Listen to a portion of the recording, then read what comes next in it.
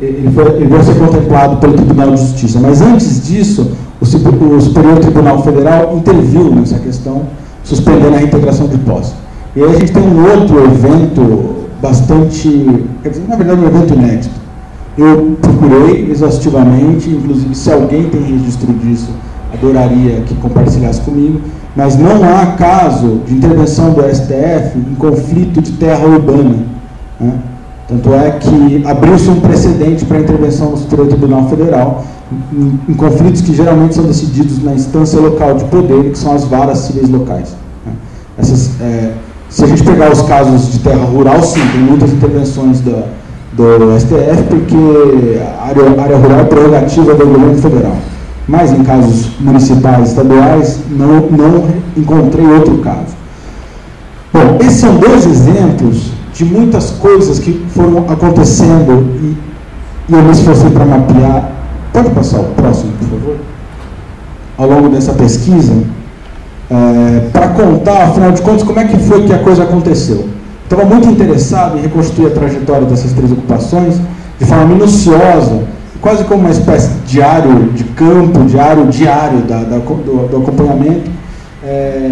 Produziu um arquivo de pesquisa que foi composto por entrevistas com moradores, entrevistas com membros do poder público que atuavam no conflito, entrevistas com diversos atores, transcrições de reunião, os documentos do processo jurídico, peças da imprensa, falas da justiça, falas emblemáticas.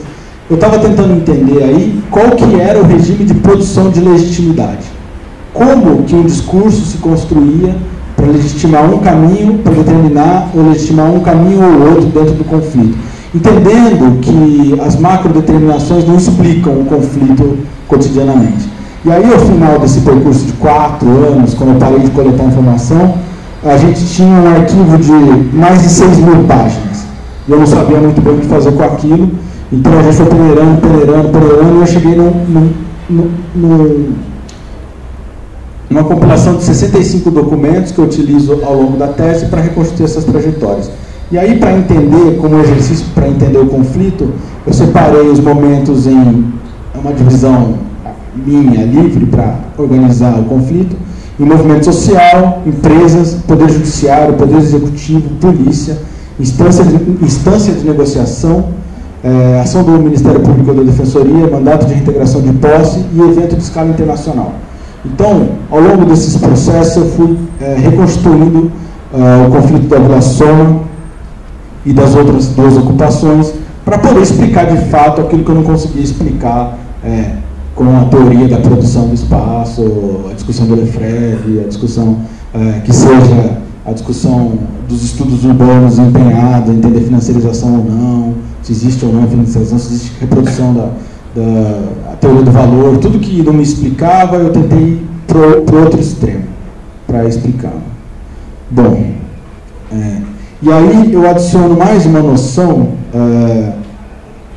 que mobilizou minha pesquisa como metodologia, né? Tem um texto do início da escola de Frankfurt, que é a escola alemã que se dedicou a renovar o pensamento marxista na década de 30 na Alemanha, entendendo que o pensamento marxista estava capturado pelas lógicas burocráticas dos partidos comunistas, entendendo que aquilo ali estava deixando de mobilizar a riqueza filosófica característica daquele pensamento.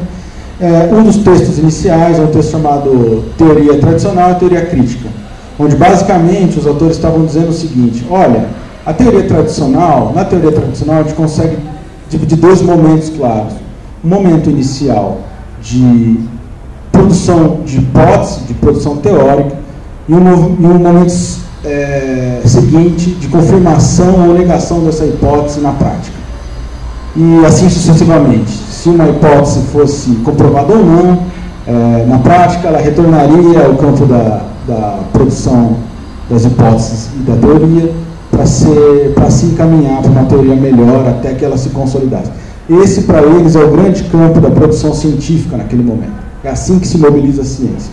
E eles estavam, então, tensionando a seguinte ideia: olha, não é possível dividir um momento de produção teórica e um momento prático. Só é possível entender o mundo tal como ele é, a partir de um movimento de teoria crítica, que seria um movimento realizado sem a possibilidade de divisão de prática e teoria. E que, basicamente, para resumir, para não fazer uma volta muito grande, seria preciso determinar um horizonte de expectativa possível da sociedade e, a partir daí, entender qual é o movimento da sociedade que impede aquela latência de acontecer. E aí, sim, seria revelada a realidade da sociedade. Em outros termos, a gente só conseguiria entender a cidade a partir de um horizonte de expectativa do que é a cidade para a gente. E aí mobilizaríamos a leitura da realidade. Como que eu trouxe isso como ferramenta metodológica? Bom, é importante dizer que logo depois esses atores, eles avançam muito nessa discussão, eles vão até negar isso depois, mas eu utilizo esse texto que eles mesmos negam depois, ou adicionam muitos fatores, para mobilizar o seguinte: bom, as ocupações nada mais nada menos são do que resistências mobilizadas por uma maior democratização da cidade, para a produção de uma cidade menos segregada. E aí, entendendo tudo que, como um limiar de possibilidade dessa cidade democrática, tudo que impede ela de existir, revelaria uma cidade real, tal como ela é. Por isso, esse tanto de documento e essa reconstituição minuciosa e muitas vezes chata, que parece desinteressante, mas que acaba revelando o momento exato onde uma coisa acontece ou outra. Por exemplo, eu poderia dar muitos exemplos aqui, eles são enormes, muito, mas, por exemplo, o que é preciso dizer que a Vila Soma só resiste hoje lá como ela é, por sorte, quer dizer, se sorte não existe, por acaso. Né? Porque, por exemplo, tem dois momentos que são muito emblemáticos. O primeiro é quando a reintegração de posse está determinada, com prazo, e senta à mesa as empresas representantes da massa falida e o poder público, eles chegam à conclusão que ninguém tinha recurso para pagar a ação de reintegração de posse. E com isso, o que não tem absolutamente nada a ver com resistência popular, com isso ganha-se tempo dentro da ocupação. Isso aconteceu. Isso está comprovado, com documentação, coisa e tal. Um segundo momento, é um momento que os advogados vão entender bem, é que dentro de uma ação civil pública proposta pela Defensoria Pública, a liminar vai a uma espécie de sorteio automático e poderia cair em 19 desembargadores diferentes. E a gente sabia que só um deles ia votar a favor da ocupação de Vila Soma, que é o Marcelo Semer. E caiu com o Marcelo Semer. Quer dizer, os pastores disseram que foi Deus, todo mundo, até os ateus ali estavam mais convictos, todo mundo rezou naquele dia, né? A gente brincava, eu sou ateu, a gente brincava que foi Deus nesse momento. Bom, para não perder o fio da meada, e eu não devo ter mais muito tempo, eu já falei 22 minutos, eu queria fazer algumas considerações. Infelizmente, as letras são miúdas, a intenção não é que vocês leiam, é só para mostrar como foi constituída essa linha temporal de conflito, para explicar como é que se deu o conflito. E aí eu queria colocar algumas considerações muito gerais dessas três ocupações para explicar a natureza delas, né? Para a gente entender o que mobiliza. Bom, a primeira ocupação, que é a do Pinheirinho, que ficou emblemática pela violência de seu despejo, que era uma ocupação organizada, com núcleo político, uma ocupação propositalmente feita no terreno de uma massa falida. O que explica, o que é forte nessa ocupação, é identificar a persistência de uma elite nacional, notadamente atuante no mercado financeiro global, e que ainda tem lastro na terra. Quer dizer, a prática mais ou menos criminosa, que é uma prática de reprodução do capital baseada em papéis e investimentos, ela tem um lastro final na terra. Isso se revela na ocupação do Pinheirinho. Não sei se vocês se lembram, uma das coisas que vai dar origem à Lava Jato, uma das operações que... Quer dizer, da Lava Jato não, desculpa, confundi. Ao Mensalão, é uma operação que foi chamada Satyagraha. Não sei se vocês se lembram. Que o Protógenes Queiroz era o delegado, era o investigador da Polícia Federal, e ele acabou se exilando para ameaças de morte, e a operação foi inteiramente cancelada, para ter noção da força desse poder, né? Esse sujeito teve, então, uma série de informações vazadas por um Assange brasileiro qualquer aí, que vazou um pacote que ficou conhecido como o Satyagraha Leaks, e lá a gente consegue encontrar ligações telefônicas de negociação no mesma tarde. Petróleo, ele trabalhando no mercado de petróleo na Arábia Saudita, e logo depois produzindo lastro para investimento em terras do litoral da Bahia. Enfim, é o grupo do Nagy Narras, foi preso 2 vezes, mas hoje está solto. Perdi as contas de quantas vezes ele foi incriminado, mas é um homem solto, um homem poderoso, que ainda determina a produção do espaço. No caso do Pinheirinho, revela, então, esse funcionamento de produção do espaço, de lastro de papel ainda na Terra. Né? O segundo caso, da ocupação Zumbi dos Palmares, ele mostra a eficiência da racionalidade neoliberal incorporada por uma política pública setorial, tida como progressista por muita gente ainda, mas que, na verdade, disponibiliza um ferramental técnico de enquadramento dos conflitos na sociedade. Então, é uma forma de enquadrar conflitos e de, mais do que isso, de fazer gestão de populações. Né? Quer dizer, a sociedade brasileira hoje tem uma série de camadas de gestão de população que vai que a gente poderia fazer uma linha progressiva de um conjunto habitacional isolado até o extermínio legítimo na periferia. Então, você tem um sistema de albergues provisórios, você tem um sistema de ilegalismo permitido dentro da cidade, que passa pelo sistema prisional, mas que também tem um gargalo no extermínio legitimado pelo Estado.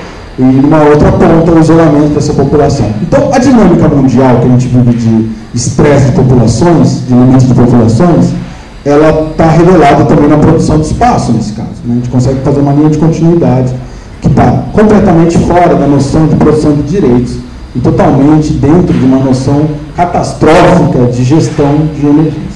Bom, isso, o que acontece? Talvez, suspeito que Isadora falará mais disso, não sei. Mas o próprio movimento se recria, todo mundo se recria dentro desse momento.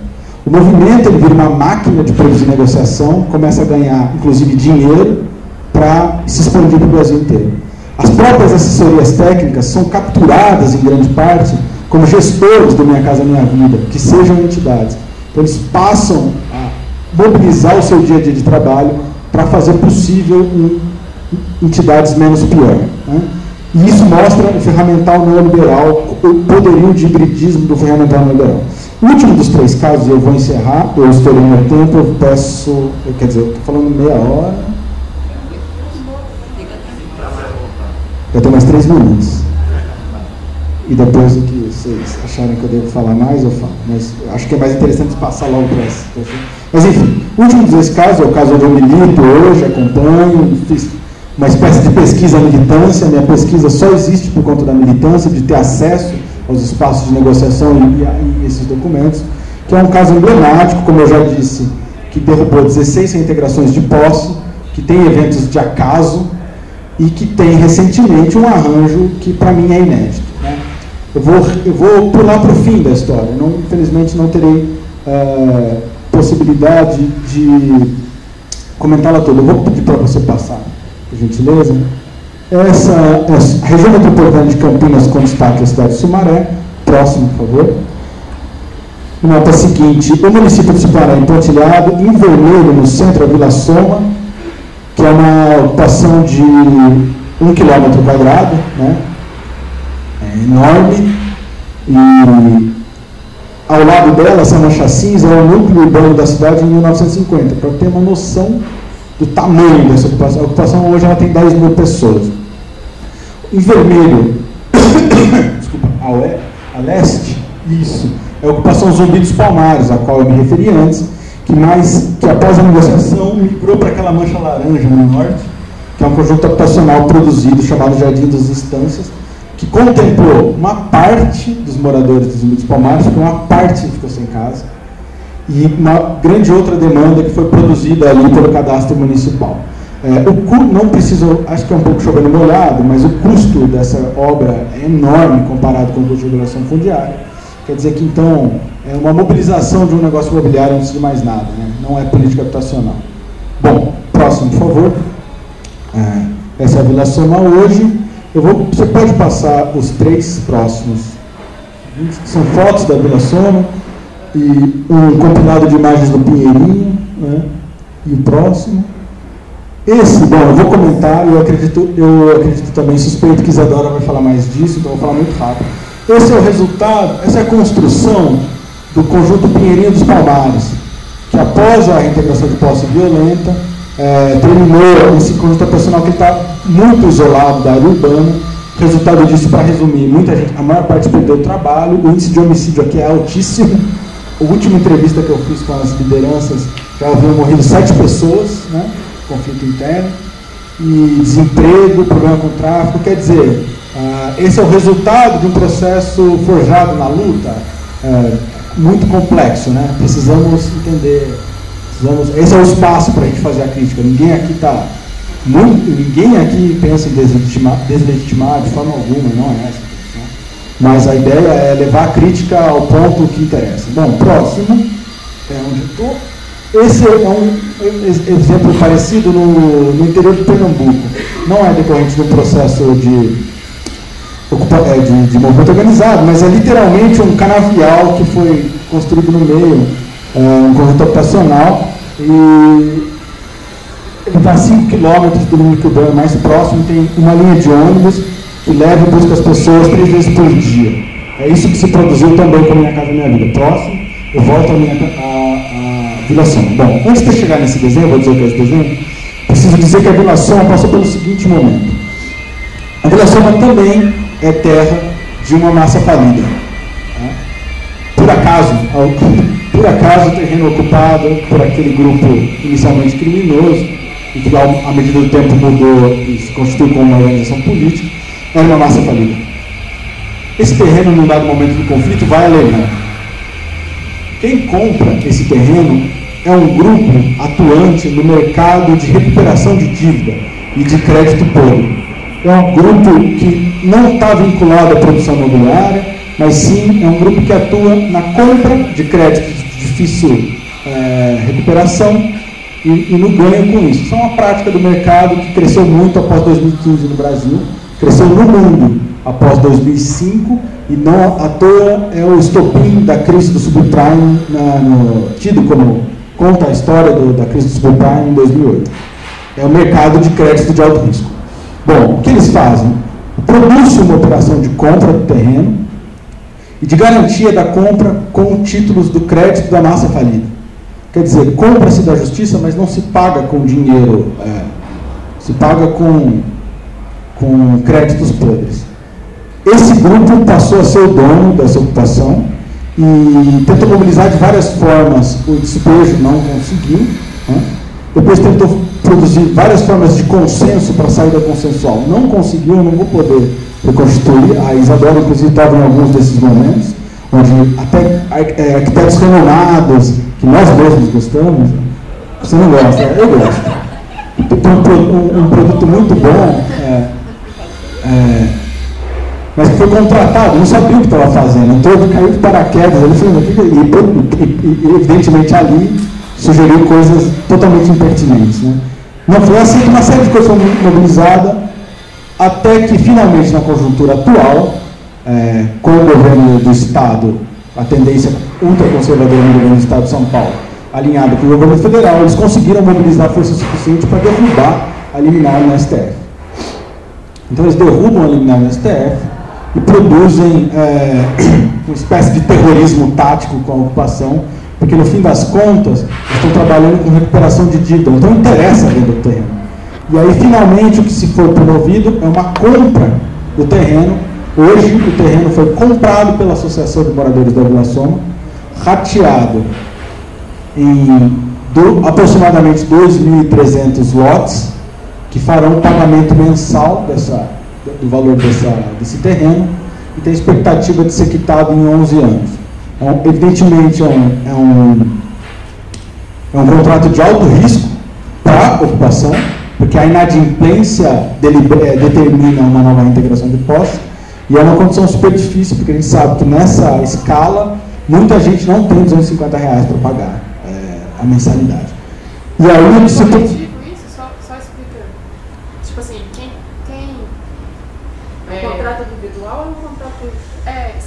O arranjo é o seguinte. Não, calma, eu vou chegar. Não tem ainda. O arranjo é o seguinte: o terreno ele tem 1 milhão de metros quadrados. O valor de venda é de 60 milhões de reais. É um valor abaixo do laudo de leilão, que era de 72, se não me engano, e um valor abaixo também do valor de compra, o que mostra a loucura dessa venda. O cara comprou por um preço e está vendendo mais barato, né? Então, para entender a dinâmica de recuperação de título de dívida. A associação assinou um termo de acordo com o proprietário do terreno, que finalmente, com esse termo, quitou a parte de dívida trabalhista do processo de falência. Então, ele quitou os 6 milhões de reais que eram dívidas trabalhistas no processo de falência e limpou o processo da parte trabalhista, que é o que tem prerrogativa para ser pago. Cada família assinou individualmente aderiu ao termo assinado entre a associação e a FEMA, mas ele firmou um termo de acordo direto com o proprietário. Então o proprietário firmou até o momento 2.380 acordos e um acordo central onde estão as regras. O acordo central ele é firmado com a associação e existe um acordo secundário firmado da associação dos moradores com a associação e com o proprietário.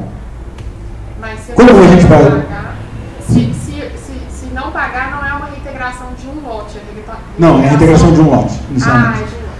É o que a gente acha. Muitas questões estão em aberto, né? O momento, finalmente, o que é importante ressaltar é que no momento todos estão interessados. É o momento todos ganham. Porque pro proprietário do terreno, agora a pior coisa que pode acontecer para ele também é a reintegração de posse. Porque a partir do momento que ele começar a receber o pagamento, é um investimento de retorno imediato. Não existe outro investimento tão lucrativo quanto esse. Eu não consegui mapear, assim, a não ser que ele invista em papel de alto risco, né? Mas a lucratividade é altíssima. Bom, então a gente entende que tem uma pacificação. E isso foi incluído nos autos do processo, suspendendo novamente e fez com que a Carmen Lúcia voltasse atrás da derrubada da liminar. Então a liminar do STF permanece e a vara civil local, que é a segunda vara civil de Sumaré, mantém. Tem muitos entraves jurídicos aí. Então a gente já está mobilizando. A Defensoria Pública tem cumprido um papel central de mobilização jurídica. A RENAP, através do Alexandre Mandel, que é o advogado das famílias, tem mobilizado um processo sem o qual a Vila Soma não estaria lá, né? Então a gente já está tentando se antever o máximo possível de onde vão vir as próximas pancadas, porque elas vão vir, né? E aí, basicamente, o que se produziu até o momento é um cadastro, um desenho aproximado dos lotes, com as construções, para individualização de boletos que serão individualmente pagos pelas famílias. Quer dizer, é uma solução de mercado. Aqui não tem Estado de novo, né? Tem o Estado no máximo como um mediador pacificador, mas não tem um centavo nem de fundo garantidor, nem de nada do Estado. Então é uma dimensão de uma incorporação. Não por falta de tentativa, aí é uma longa história, né? Muitas vezes estivemos muito perto de convênios com órgãos multilaterais, havia um compromisso do governo do Estado anterior de fazer, por N motivos que eu não vou ter espaço aqui, infelizmente, para explicar, mas estão explicados nos 65 documentos, como que foi que a coisa aconteceu, né? Então, no fim, a gente tem uma solução de mercado, né? Ao mesmo tempo que a gente tem uma resistência pela permanência no espaço e uma radicalização pela democratização da cidade, né, como um horizonte de expectativa, a solução é a incorporação, a hibridação de uma racionalidade de mercado sobre esse problema, né? Quer dizer, existe uma capacidade característica da racionalidade neoliberal, que é de incorporar tudo que existe e transformar isso em meio de reprodução. Então, vai se dar novamente o meio de reprodução. No final das contas, se a gente põe no papel, o custo ainda é menos da metade da produção de uma quantidade semelhante de unidades habitacionais pelo Minha Casa Minha Vida, que talvez não exista mais, mas que a última possibilidade que existiu via Minha Casa Minha Vida tinha um custo que era o dobro do que a gente está estimando para a regulação fundiária aqui. Por fim,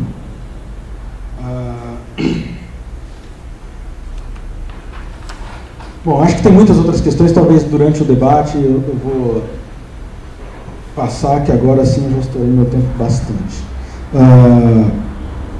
Quer dizer, então, que para falar então, finalmente de uma produção neoliberal do espaço, onde todos esses campos sociais e campos de conflito estão inseridos e passam por ele,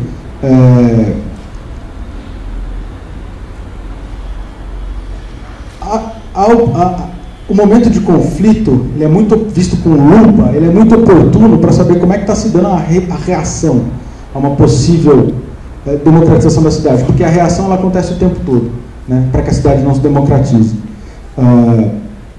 E aí, para expandir isso, a gente consegue entender que tem a mesma lógica, que ela passa por todos os itens de primeira necessidade da humanidade mesmo.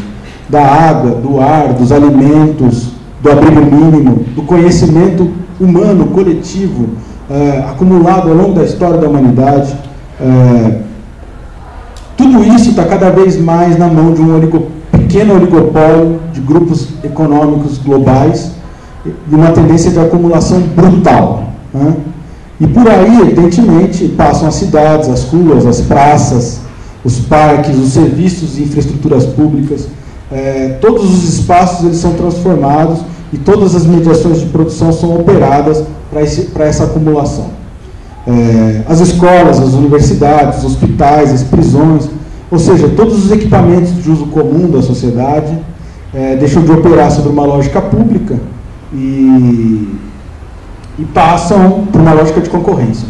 É a mesma lógica que acaba impregnando nós mesmos para lidar entre os próximos. Né? A lógica do Lattes é a lógica que impera, é lógica que não explica tudo, mas a lógica do Lattes determina a vida acadêmica e o seu semelhante que poderia estar produzindo pesquisa com você acaba sendo visto como um competidor do seu campo de conhecimento, né? Para ser bem exagerado, né? Para exagerar no exemplo. Bom, e aí finalmente nem a provável e visível e comprovada catástrofe ambiental global que está desenhada e está cada vez mais perto é capaz de deter esse imperativo neoliberal de acumulação. A produção do espaço, dessa forma, a produção do espaço neoliberal, ela é finalmente o advento humano capaz de transformar todo espaço existente através de um imperativo econômico liberal, de cunho liberal, de nascimento histórico liberal, para a privatização de todos os aspectos da vida, inclusive as mínimas relações cotidianas e as relações sociais, transformando tudo isso em valor e mercadoria. Pode parecer um exemplo um pouco finalista e catastrofista, mas não deixa de ser, mas é onde a gente se encontra hoje. Né? E não com isso eu estou querendo negar a pertinência de qualquer luta, mas muito pelo contrário, para radicalizar a crítica sobre elas, entendê-las como um momento de expectativa, de esperança e de reconhecimento dessas lutas. Bom, para terminar, acho que tem mais um slide, não tem, por favor, isso. Para terminar isso, domingo agora, a ocupação da Suma comemora 7 anos, é uma grande comemoração, é uma vitória importantíssima, a pacificação, mais uma vez, do conflito e a compra desses terrenos pelas famílias. Quer dizer, se for fazer uma comparação imediata, não existe forma de habitação na cidade por R$250. Não tem como. Você vai achar por mais de 3 ou 4 vezes. Então, quer dizer, e nem de financiamento nesse valor. Então, a gente ainda está trabalhando com um valor que é muito abaixo do valor do mercado privado formal e informal. Você não acha esse valor, a gente ainda está garantindo uma série de coisas. Muita coisa está para rolar, a gente tem que trocar a gente tem que aproximar as lutas. Eu vejo que tem muita coisa em comum com a Dandara, a gente precisa entender melhor o Isidoro e construir uma rede, que eu acho que ela já existe, né? Ela permeia, mas de fortalecer as estratégias de resistência, né?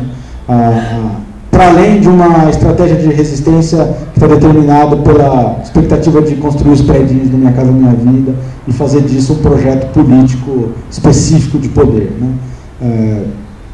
Isso é muito importante. Eu termino aqui. Sei da distância, mas convido todos vocês para domingo estar com a gente na festa da Vila Soma. Quem for de movimento, por favor, se for, manda um aviso para a gente fazer uma fala conjunta para reforçar. Mas, inevitavelmente, é preciso reconhecer a Vila Soma como uma grande vitória momentânea, sobretudo porque ela está no centro da cidade. Ela é um terreno central e ela interessava a atividade de produção imobiliária da indústria imobiliária local de alto valor. Eram muitas propostas para aquele terreno, um centro empresarial, e nenhuma delas conseguiu derrubar a resistência popular até o momento, né? A saída é uma saída de mercado, é uma saída neoliberal, mas ainda assim o que sobra é uma mobilização de 10 mil pessoas no terreno central, morando dentro da cidade, resistindo à expulsão cotidiana cotidiana da produção neoliberal de espaço. Muito obrigado.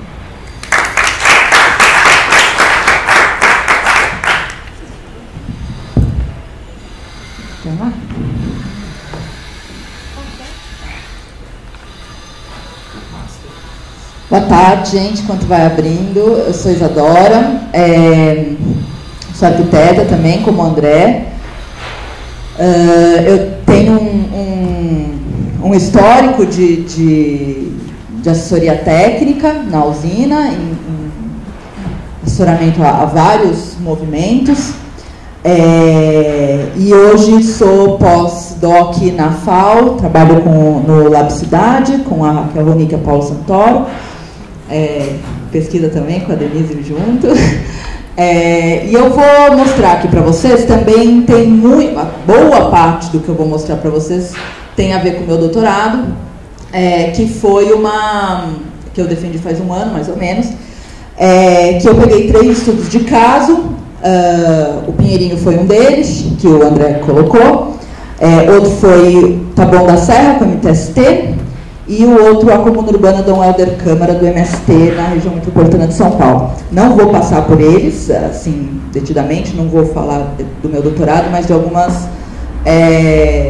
consequências dele que a gente já está vendo agora, que tem muito a ver com a análise que o André fez. Foi ótimo ele ter falado antes, porque no fim a análise que a gente faz é muito próxima, até por estar dentro das mesmas lutas, muitas vezes, né? Na Vila Soma estivemos muito próximos.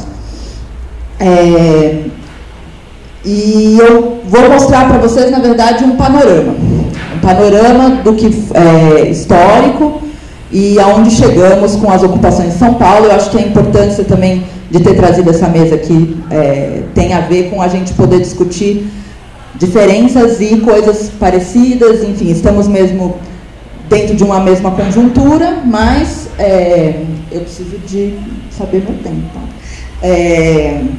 Mas com especificidades muito grandes. São Paulo, basicamente, eu vou falar isso agora e vou chegar nisso no final, tá? Só para a gente amarrar a ideia, que o André já colocou em boa parte.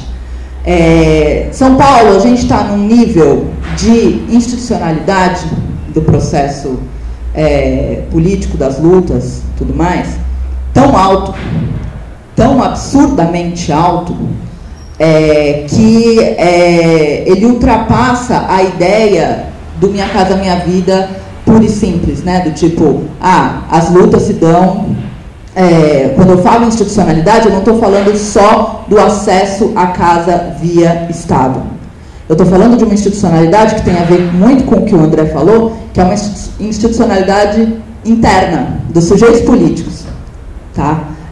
Como que essa racionalidade neoliberal que o André está colocando aqui, ela perpassa toda a periferia de São Paulo. Eu vou falar, a gente fez uma divisão de falas, eu vou falar mais da região metropolitana de São Paulo especificamente, mostrando para vocês como processos orgânicos de luta cotidiana no território, de produção de espaço, produção de processos políticos, eles foram... uma parte do meu doutorado é falar sobre como isso não é cooptação. Tá? Cooptação significa traição de lideranças, né? Uma mudança de lado. O que está se passando em São Paulo não é cooptação.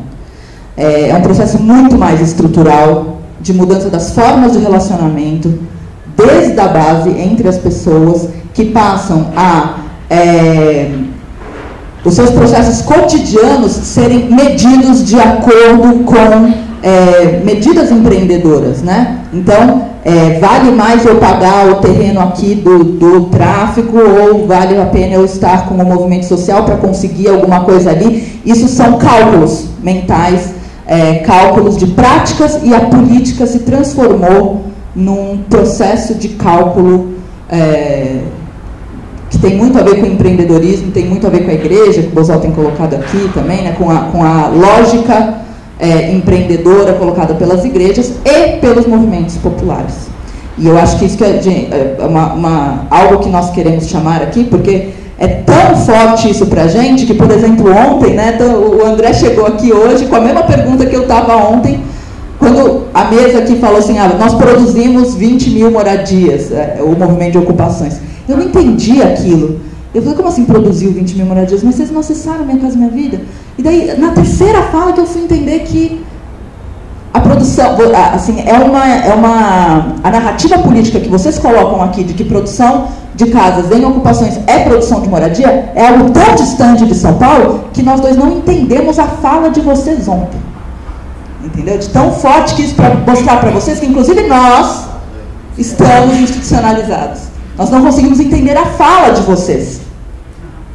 Tá? É disso que a gente está querendo falar aqui, colocar o nível. E muitas vezes eu queria começar com o final da fala do André, que ele fala de vitória, né? Eu gostaria de problematizar aqui o que é vitória hoje, né? Eu entendo vitória como formas de experimentar organização popular. E eu acho que a gente vai ter que começar a pensar sobre se alguns resultados de processos de luta podem ser ou não considerados vitórias deste ponto de vista, né? Então vamos lá. Pode passar. Eu vou então fazer muito rapidamente, eu vou falar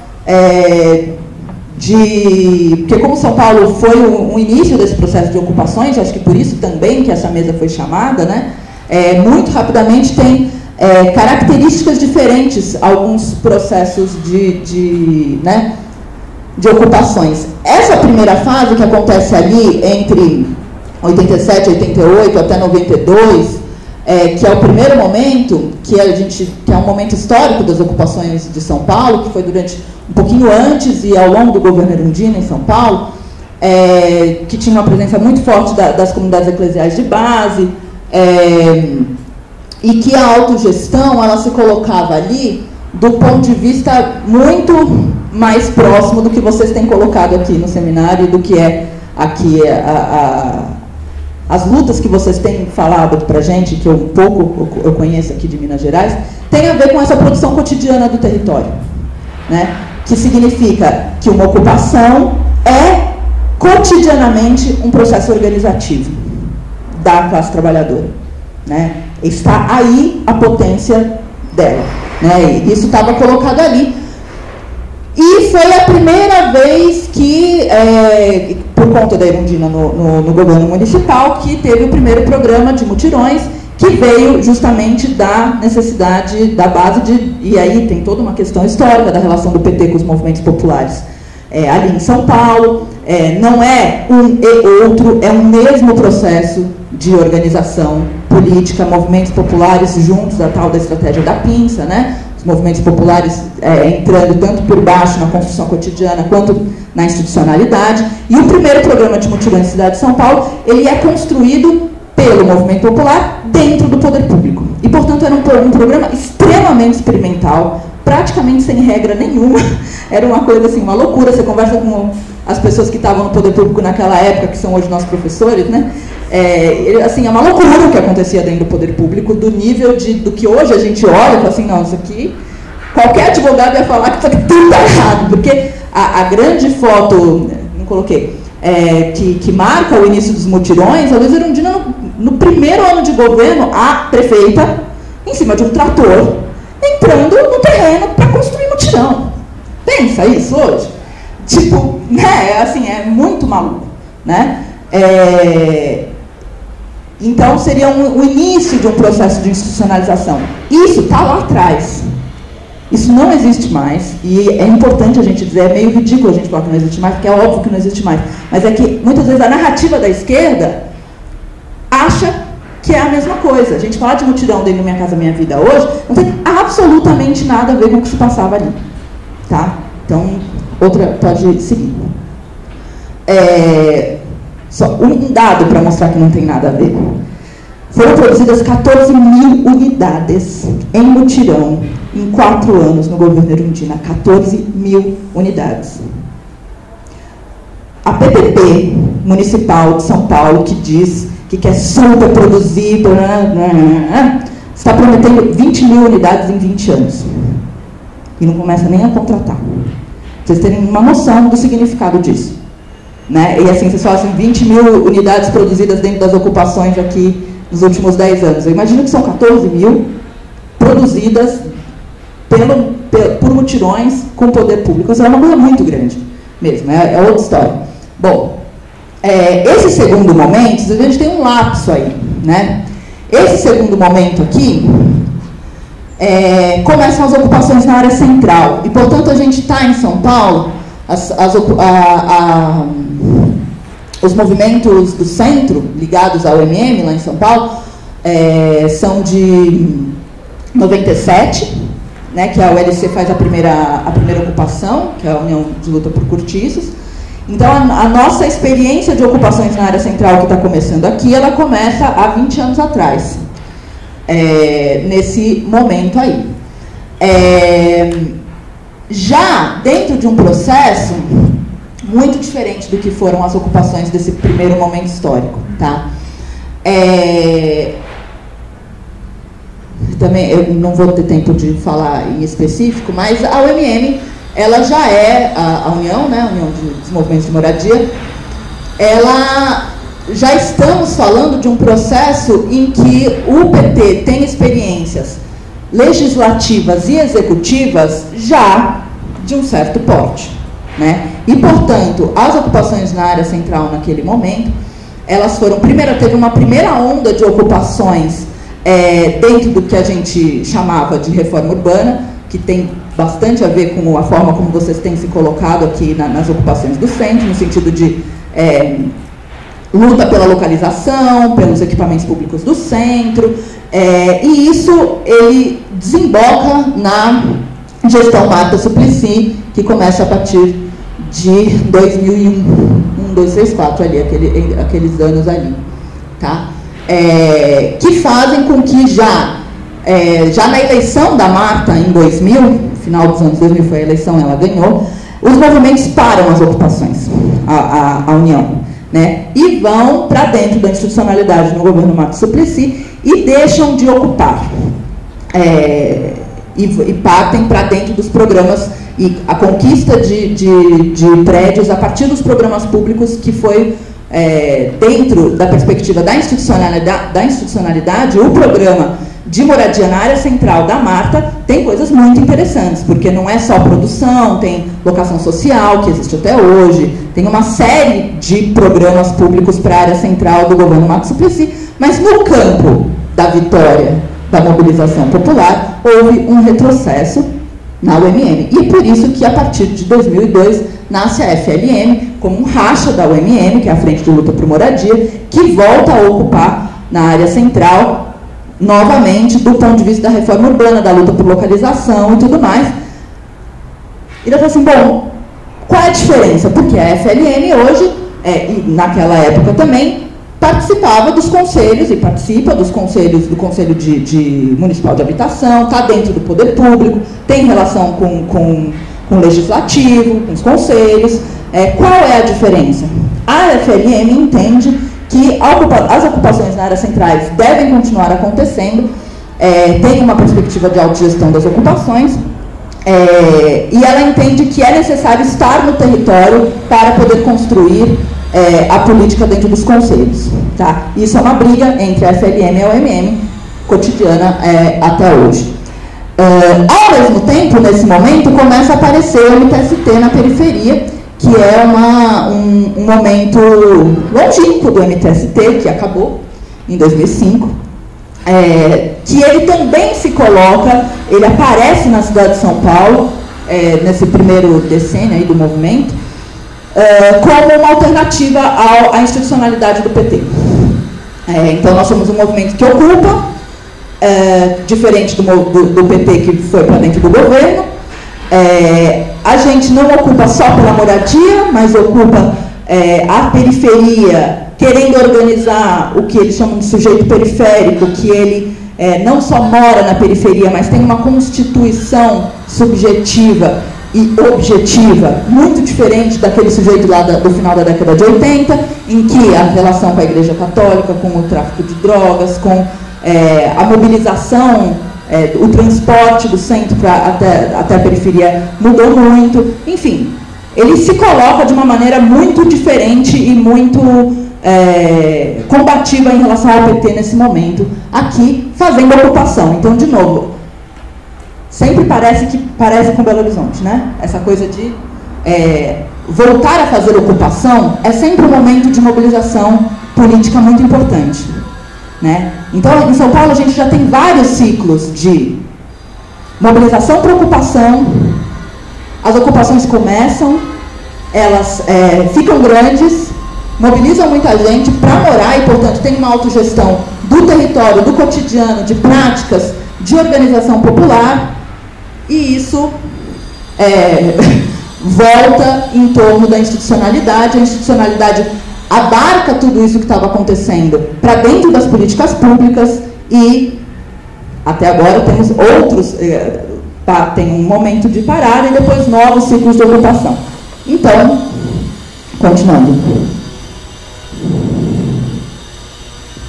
Essa terceira fase, entre 2006 e 2014, com 2013 aí no meio, mas enfim, a FLN continua ocupando no centro, tá? E começa a acontecer uma coisa que daí eu vou tratar já no doutorado, que é uma transformação muito grande dentro do MTST, que fazia essa oposição à forma de mobilização política do PT, que é colocada dentro do movimento da seguinte maneira: nós precisamos nos profissionalizar. Era dito dessa maneira, com essa palavra. O que significa isso dentro da perspectiva neoliberal que o André coloca, né? Significa que essa prática, significou isso na prática, de ocupação para morar, ou seja, construir a organização popular através de processos cotidianos, passa a ser, primeiramente, extremamente reprimida, né? Já estamos falando de um período já em governo federal do PT, né? As ocupações não conseguem permanecer, não, eles ocupam dentro do modelo antigo, que é o modelo ocupar para morar, que é o modelo que vocês têm aqui em Belo Horizonte hoje, ocupa-se para morar. O MTST fazia isso, né? A partir de 2006, o MTST muda de estratégia. Muda, assim, é uma decisão interna do movimento de mudar de estratégia e passam a acontecer ocupações para negociar, na verdade. É outro tipo de ocupação. Pode seguir. Ao mesmo tempo em que o PT já está em fase federal de institucionalização, né, das políticas públicas. E que, portanto, aí eu estou falando de um período já do início do Minha Casa Minha Vida, que acontece em 2009 aqui, né? A gente estava, eu pela usina, acompanhando o MTST a partir de ocupações que eles tinham feito na região de Taboão da Serra, e que eles passam começa a acontecer um modelo aí, que o André falou um pouco, que é um modelo que vira sistêmico, de grande potência política, no sentido ruim da palavra. Que não é de mobilização de organização popular, mas é no sentido de criar-se uma rede de articulação que envolve a ocupação como um instrumento de articulação. E eu vou colocar isso na tese, que é o modelo Pinheirinho, que é o que se institucionaliza, que é o modelo de uma mesa de negociação. O que é a o modelo mesa de negociação?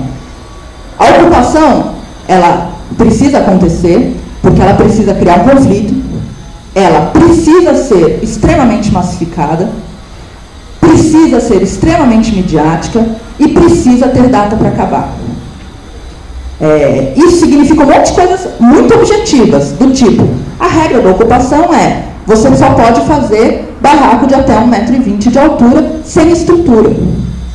É para não morar. Tá? Então essa coisa que aparece muitas vezes na mídia, que é assim, as pessoas estão ocupando lá, mas elas não estão morando lá. Que vem com uma carga moral. Mas isso faz parte da estratégia do movimento. Não é para morar mesmo. Tem a ver com a criação de um conflito, para que se crie uma mesa de negociação. A mesa de negociação é o objetivo, não a ocupação. Né? O que é essa mesa de negociação? Significa uma articulação das 3 esferas, municipal, estadual e federal, que começou no Pinheirinho e também o MTST já tinha essa relação lá em Sumaré, né? Que no Pinheirinho isso ganha outra proporção e depois o MTST, tanto o MTST quanto o governo federal, a primeira vez que eu vim aqui para Belo Horizonte, né, eu lembro do Rafa falando, a gente comentando sobre a negociação que o governo federal fazia, eu vim mostrar o Pinheirinho, né? Eu falei, da mesa de negociação, quem vem? Veja, dentro do gabinete da presidência da República, tá? Não é no Ministério das Cidades, vinha uma comissão de dentro do gabinete da presidência para lidar com as ocupações em São Paulo. Quando eu vim trazer o Pinheirinho aqui, o Rafa falou, é não sei quem que você está falando. É não sei quem. Como é que chamava a mulher mesmo? Você lembra o nome dela? Não lembro o nome da mulher. Era a mesma pessoa de dentro dessa comissão da presidência que estava negociando o Isidoro aqui, negociando o Pinheirinho em São Paulo, ou seja, tinha uma articulação, tá, que o MTST de São Paulo primeiro estadualizou através da CDHU, que é do PSDB, e portanto existiam muitas relações, inclusive com vereadores do PSDB, para que isso acontecesse via CDHU. Quando surgiu Minha Casa Minha Vida em 2009, eu estou falando 2005 até 2006, antes do Minha Casa Minha Vida. A estadualização do MTST se deu através de mesas de negociação dentro do governo do Estado, né? Com Minha Casa Minha Vida, ele se federaliza e transforma esse modelo em modelo federal, que passa a ser um grande sistema, na verdade.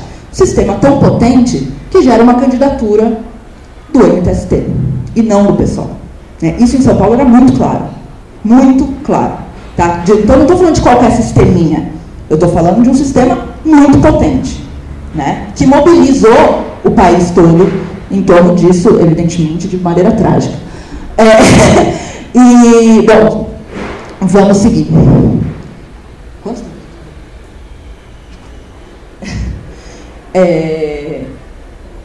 Esse sistema criado aí, vejam, é um sistema, eu já falei 20, é isso? É um sistema que, ao mesmo tempo que o MTST, ele criava esse sistema através das ocupações periféricas,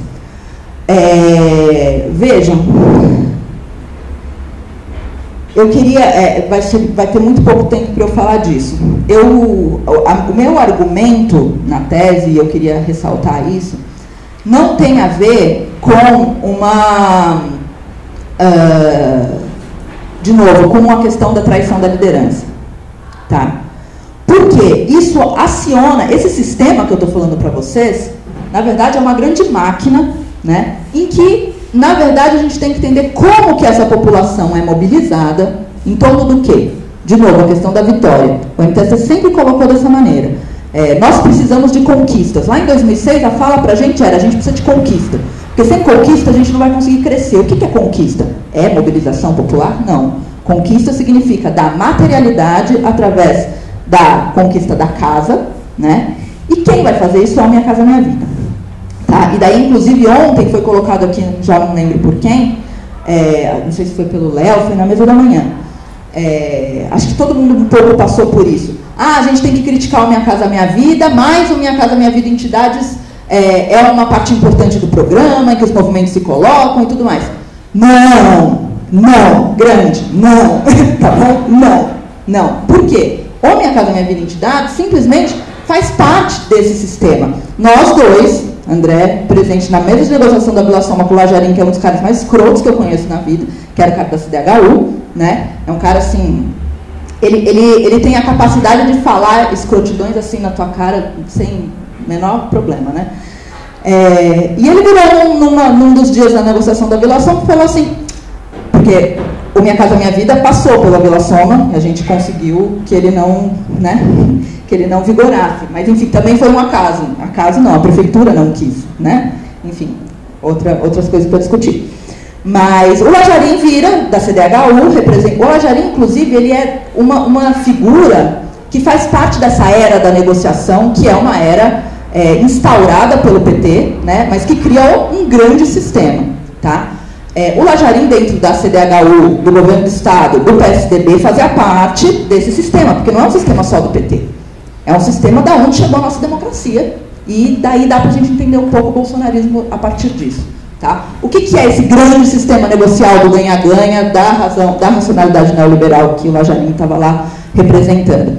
Tanto que quando esse processo acabou de negociação, o Lajarim simplesmente foi retirado da CDHU, né? E a gente encontrou ele no bar uma vez na frente da CDHU, você lembra disso? Acho que estava só o Alexandre. Você estava só na frente. A gente estava tomando café, o Lajarim estava ali na frente, e aí o Lajarim saiu da CDHU, foi logo depois de 2014, do golpe. Ele falou, acabou essa parte essa coisa de negociação, eu já não sou muito necessário na CDHU, e agora eu estou fazendo assessoria para a Polícia Militar conquistar a casa. O cara virou isso. O que esse cara falou pra gente numa reunião de negociação da Vila Soma? Eu adoro Minha Casa Minha Vida Entidades. O Minha Casa Minha Vida Entidades veio para acabar com os movimentos sociais. Ele falou isso em mesa de negociação.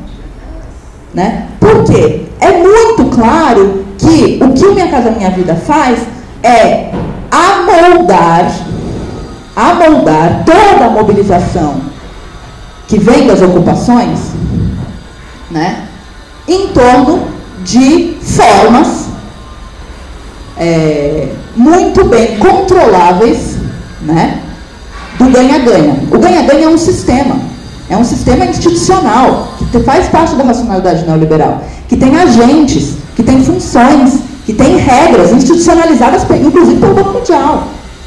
Né? Essas mesas de negociação chegou a São Paulo, como o André falou, a ser institucionalizada dentro do Tribunal de Justiça. E, portanto, esse sistema, que a gente antes fazia negociação na Caixa Econômica Federal, antes a mesa de negociação era Caixa Econômica Federal, Ministério das Cidades, Gabinete da Presidência, CDHU, Casa Paulista, Secretaria da Habitação do município, técnicos do movimento. O movimento era isso, dentro da Caixa Econômica Federal. Isso era a mesa de negociação.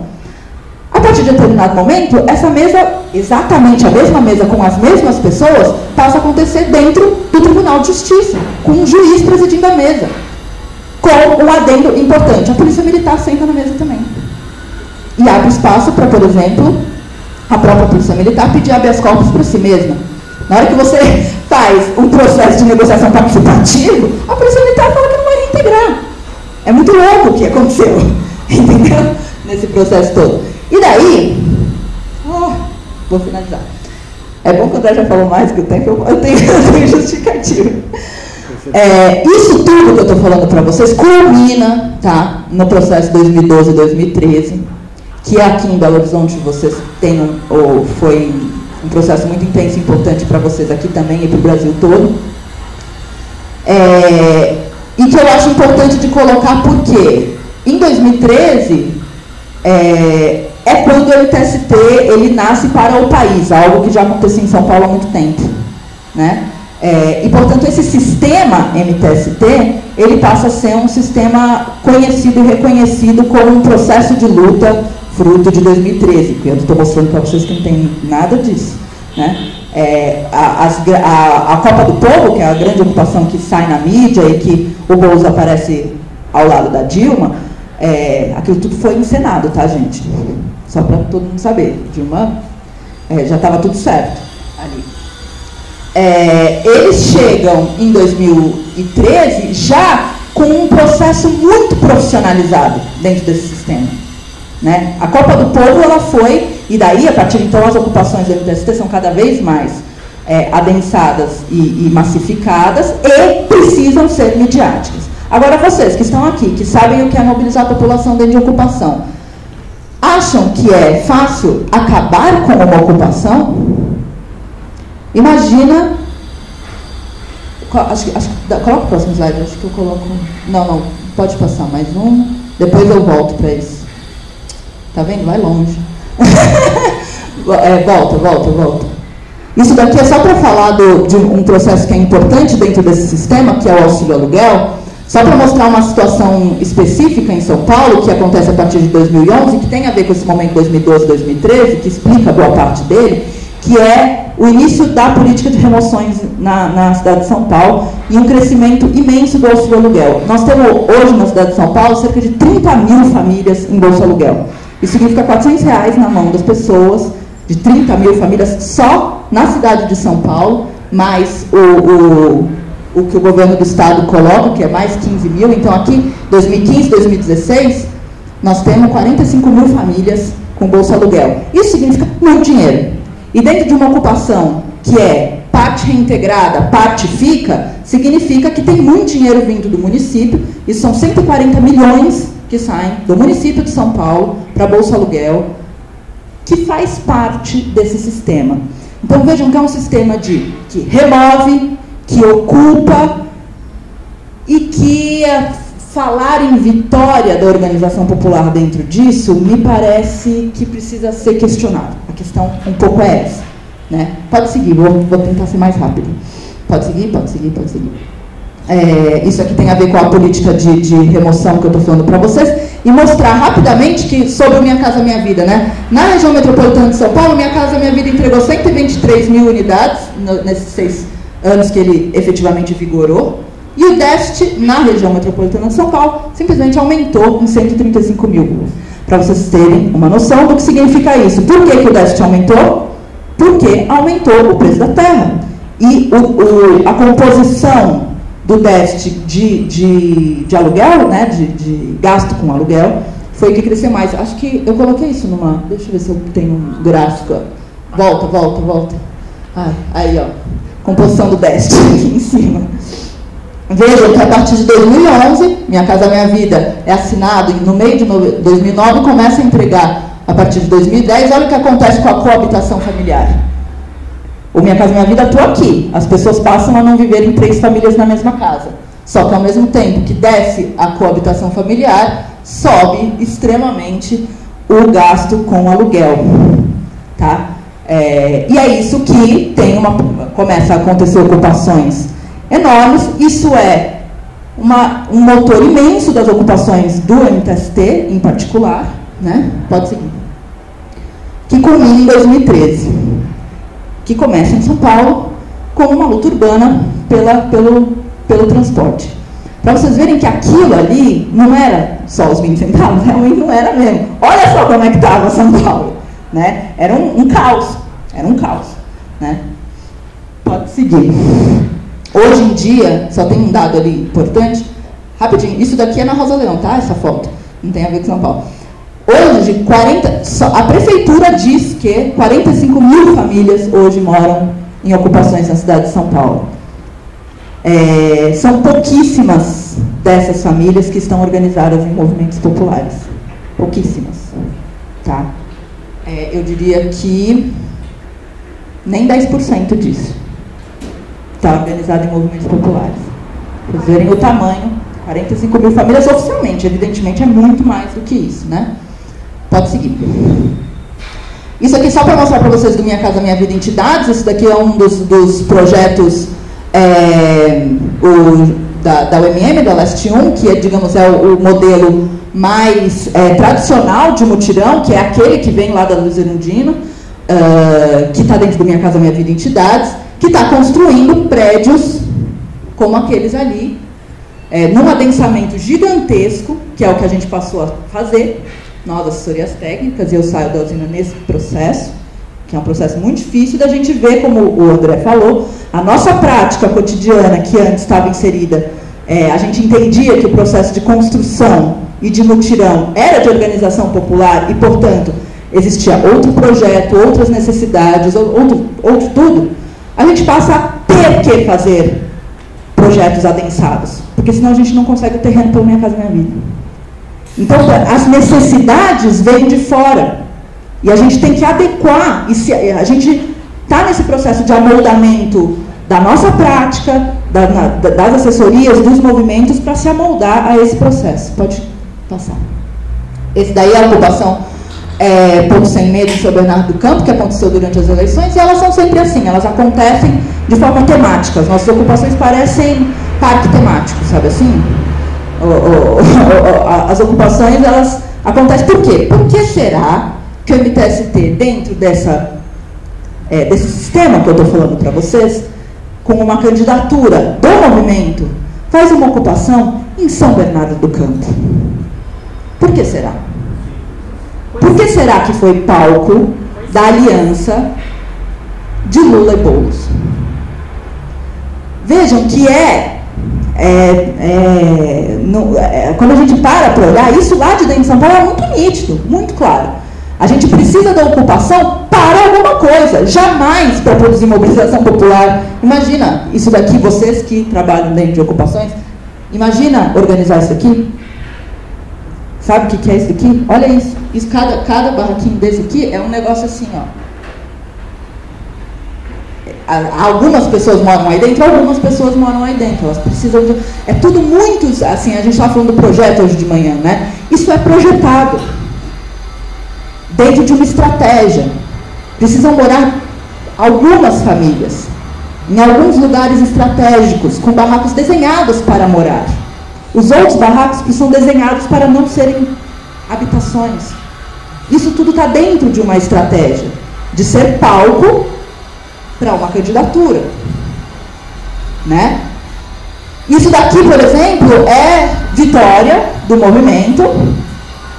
E daí você fala assim, o que é a conquista de unidades habitacionais pelo MTST? É pífia. Né? Eles entregaram esse condomínio, que foi feito, e isso é uma coisa importante, do Minha Casa Minha Vida Entidades, ele é dividido em duas modalidades, isso nunca é dito. Minha Casa Minha Vida Entidades, ele pode ser por autogestão ou por empreitada global. O que significa isso? O Minha Casa Minha Vida Entidades, autogestão, significa que o movimento transformado em entidade, que já é um amoldamento jurídico da prática política do movimento, já é um problemão, né? Ainda assim, no Minha Casa Minha Vida Entidades Autogestão, é essa entidade que contrata mão de obra, faz projeto, enfim, tem uma certa autonomia em relação a isso.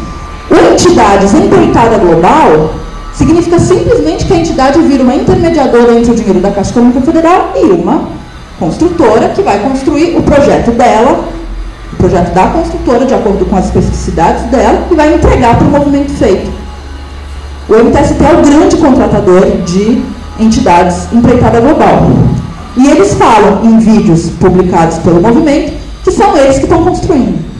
Porque eles são a entidade que constrói dentro do Minha Casa Minha Vida. Eles não constroem porra nenhuma. Está gravado até, né? A gente tem importante. Não, porque a gente está aqui numa coisa assim, quando vocês vêm e falam, olha como é importante. Ontem, vocês virem, nós construímos 20 mil unidades na região metropolitana de Belo Horizonte. O MTST não constrói nenhuma entidade, nem em autoconstrução, nem na Minha Casa Minha Vida. Porque a lógica, a racionalidade da produção, da construção, seja da casa, seja da relação entre as pessoas, né? da agroecologia, da coleta seletiva, da organização de uma ocupação, que está sendo dito aqui desde ontem e vai continuar sendo dito, não é isso que está em vista. Porque não é a construção de organicidade política que está em jogo, é a organização de um sistema. Tá? Pode seguir.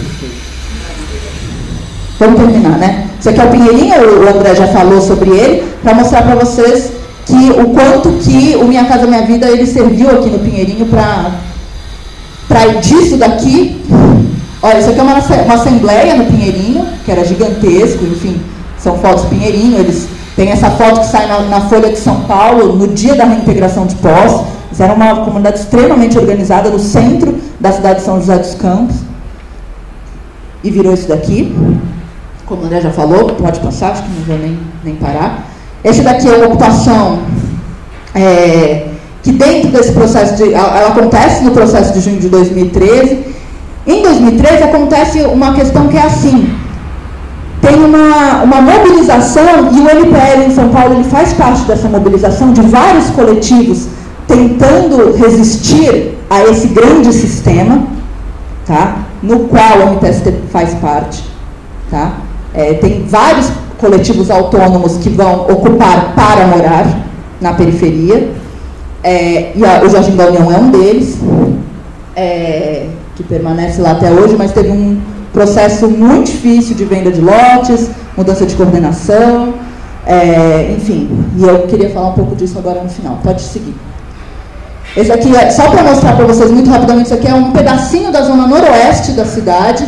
Isso daqui é a Fernão Dias, que vem aqui para Belo Horizonte. Isso daqui é o Rodoanel, que é o último trecho do Rodoanel que está sendo construído, e a abertura do Rodoanel gerou uma série de terrenos vazios que passaram a ser ocupados. Então, todas essas ocupações aconteceram a partir de 2015. Então, o que eu quero mostrar para vocês tem um grande boom, vou seguir bem mais rápido, pode passar. O boom pós-2013 é um boom complexo, tá? Porque ele tem desde um monte de coletivos autônomos que vão tentar resistir a isso e não conseguem, em boa parte. Tem algumas resistências, mas são pequenas dentro desse mar enorme, tá? Volta só uma. Isso. Mas o que está acontecendo em São Paulo não tem mais ocupação? Tem. 45 mil pessoas oficialmente vivendo em ocupações na cidade de São Paulo hoje significa que é muita gente que está ocupando. Está ocupando sem organização popular, né? Que chegam depois, que chegam sem saber como atuar. O que tem hoje na periferia de São Paulo não é não ocupação. É um outro processo que a gente está começando a ver, que tem muito a ver com regimes privados de controle territorial, que tem a ver com acordos muito mais locais, que a gente está falando disso, que existe aqui em Belo Horizonte também, que, portanto, essas redes que antes eram nacionais, elas estão agora dentro do território com agentes, dentro do território com movimento. Hoje em dia, não existe mais ocupação na cidade de São Paulo, como existia na década de 70, ou mesmo na década de 90, em que você chega e constrói o seu barraco. Para chegar e construir o seu barraco, você precisa pagar, pelo menos, dados desse final de semana que eu estava dentro de uma comunidade, um terreno para a construção de um barraco de 2 metros quadrados na beira do córrego, assim. 2 metros? 2 por 2. 4 metros quadrados, desculpa. 2 por 2, tá? 2 por 2, da beira do córrego, numa comunidade. A pessoa tinha que pagar R$10 mil para poder botar sua tábua. Isso é ocupação hoje, na cidade de São Paulo. Pra vocês terem ideia do que significou essa perda de sentido político na qual os movimentos protagonizaram também. Tá? Abriram espaço para esse tipo de... A racionalidade neoliberal, ela faz com que todo o processo de construção ela se transforme num grande negócio, né? E a gente está vendo as milícias chegarem no governo federal hoje em dia, né? Pode passar. Passa. Isso daqui eu só quero mostrar para vocês esse mapeamento, que é o mapeamento das ocupações de moradia no centro de São Paulo. Mostrar para vocês essa diferença entre o que são movimentos tradicionais, que a gente reconhece dentro da FLN e da UMM, que fazem parte daquele momento que eu mostrei para vocês de ocupações para morar, de luta pela reforma urbana, que é o tradicional que a gente conhece, e os movimentos autônomos, que são essas pequenos grupos coletivos que ocupam especificamente alguns prédios. Dentro desses coletivos autônomos, eu diria assim, tem um prédio, o Acaltone, que as brigadas inclusive estão lá fazendo uma atuação, que pode ser considerado assim, autônomo efetivamente. Os outros são... tem um prédio, por exemplo, na região central, com 200 famílias dentro de imigração africana. Então, nós temos outras questões em São Paulo, tá? Que os movimentos também não dão conta, né? Organizar um prédio com mais de 200 famílias de africanos no centro, é uma loucura também, né? Tem um anterior a esse? Tem, né? Isso daqui são as ocupações existentes hoje no centro de São Paulo, tá? Aquele primeiro ciclo de ocupações lá de 97 a 2002, só uma delas restou hoje, tá? Elas foram todas reintegradas. Então, esse ciclo aqui, vocês veem que é 2000, 2011 aqui, né? Essas ocupações aqui, todas que existem hoje na cidade de São Paulo, aconteceram nestes anos aqui. As vermelhinhas são as tradicionais e as azulzinhas são esse novo fenômeno da cidade de São Paulo, que tem a ver com toda essa conjuntura que eu estou falando para vocês, que é o fenômeno de ocupações, que se dizem de movimentos, que na verdade fazem parte de um processo de grilagem de terras, muitas vezes, de edifícios, no caso, né? São muitas vezes acordados com os próprios proprietários e com o poder público, são redes mesmo, redes de articulação entre poder público, movimento, né? Essas que se utilizam da legitimidade construída pelo movimento tradicional de ocupação, né?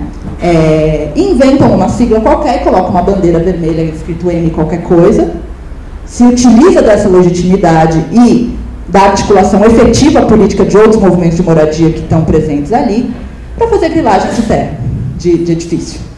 Né? Então vejam que isso passa a acontecer a partir desse período 2001, 2012. Então esse momento 2013, quando explode a coisa, vocês veem que ele vem de 2011, 2012, de uma explosão de algo em São Paulo que tem muito a ver com essa racionalidade que o André está falando. De transformar a mobilização popular num grande negócio, numa grande gestão de populações. Né? E o que está acontecendo hoje é isso. Pode seguir. Isso aqui só mostrando como o mapa vai mudando. Isso aqui são as que começaram em 2011 e segue. Isso aqui 2012, 2014, que é o boom. Aqui 2015, 2017. Veja como muda geograficamente. Volta uma. Esse centro aqui, que é São João República, por aqui, assim, ela tradicionalmente é um lugar dos movimentos tradicionais de moradias, não é? Os movimentos, os verdinhos, que são os autônomos, eles estão sempre mais para a periferia do centro, tá? E os azuizinhos, eles ficam num intermediário. Segue mais um.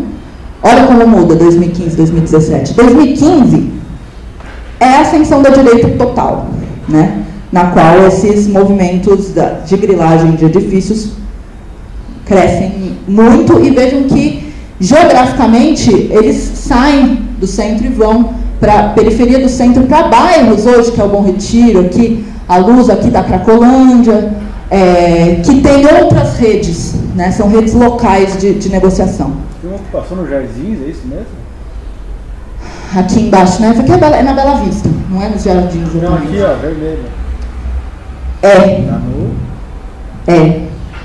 Eu não lembro que ocupação é essa.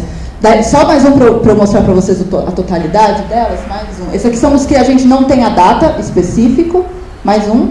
Essa é a totalidade de ocupações no centro da cidade de São Paulo. São 64 hoje. Esse mapeamento que eu estou mostrando para vocês não é público, assim, é algo que a gente que é um levantamento do Observatório de Remoções, que começou principalmente a partir da queda do edifício no Paissandu, tá? Vejam que é diferente daqui, que são 4, né, ocupações, aqui no centro de edifícios, né, 4 ocupações em edifícios em área central. Nós temos 64. Alguém falou ontem sobre, é difícil morar no centro, se fossem umas 10 ocupações, a gente já criaria um território aqui popular, né, que daria para conviver. Bom, nós temos na cidade de São Paulo 64. O território central da cidade de São Paulo é muito popular, inclusive por conta das ocupações, né? Isso significa vitória? Isso que eu quero colocar como questionamento, né? Até que ponto isso significa organização popular? Organização de experiências organizativas.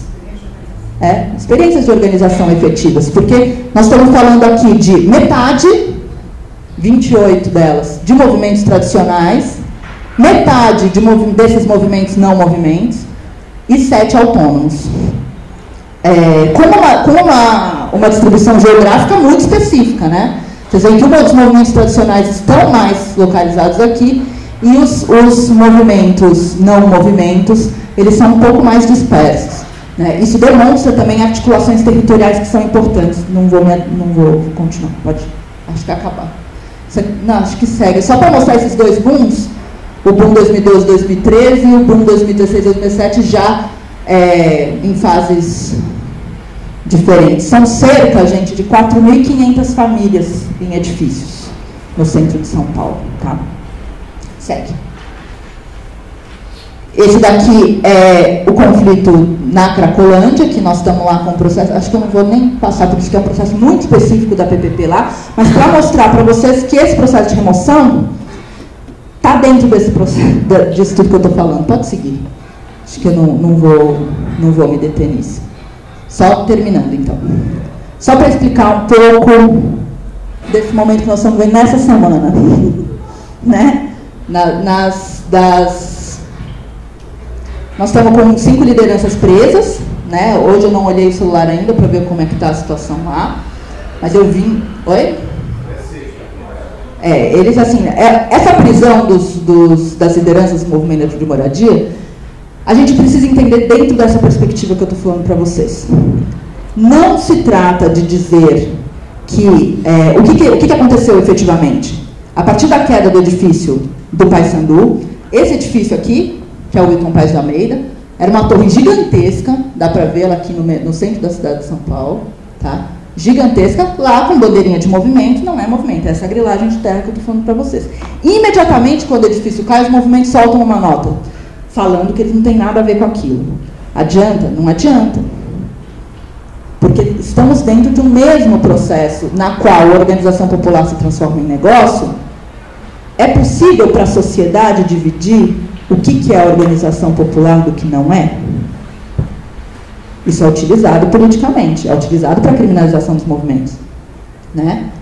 E isso aqui é uma foto que circulou, inclusive, esse aqui é o Ananias e o colega dele, que eram os coordenadores desse edifício, que aparecem numa foto com o Dória, que faz parte da rede de relações deles, numa festa do Bruno Covas, que hoje é prefeito da cidade de São Paulo. Né? Para vocês verem que é uma rede muito maior do que, né, o que está ali. E quem é que prende as lideranças na segunda-feira? É o DEIC. O DEIC é da Polícia Civil, vinculado ao Estado de São Paulo. Está governado pelo Dória. Que utiliza a justificativa de criminalização dos movimentos, de que as pessoas estão sendo acusadas de extorsão. Basicamente é isso. Objetivamente, elas estão sendo acusadas de extorsão, porque cobram mensalidades para morar nos edifícios. Olha o nó que a gente tem na mão. Por quê? E da onde vem o nó? Só mais um que acho que é a queda do edifício mesmo, né? Ele queimou.